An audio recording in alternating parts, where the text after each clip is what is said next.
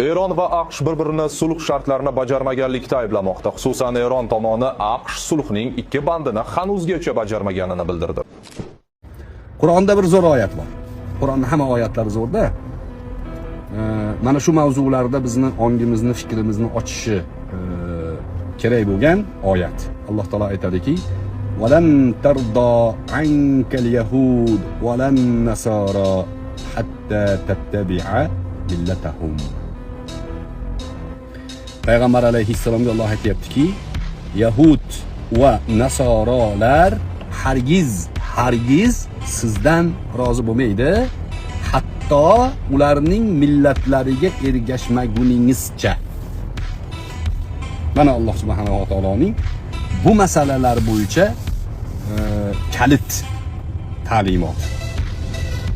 Aqlingizni bir joyiga buni qoqib qo'ying, aqlingizda tursin, yaxshilab singdirib oling. Walan tarda ankal yahud va lan nasara hatta tattabi'a millatahum. Ular bizni o'zimizga holimizga qo'ymaydi. Ya'ni bu joyda Yahud nasoralardan murod hammasi emas. Yahud va nasoralarning ichida ortodoksal bo'lgan, o'z dinlariga amal qilib, boshqa dinlarga tajovuz qilmaydigan toifalar bor. Bular haqida gap ketmayapti. Mana bu joydagi walan tardo ankal yahud va lan nasara hatta tattabi'a millatahum oyati bu radikal yahudlar va radikal nasoralar haqida. Ular Muhammad alayhissalatu vassalomga hech qachon rozi bo'lishmagan.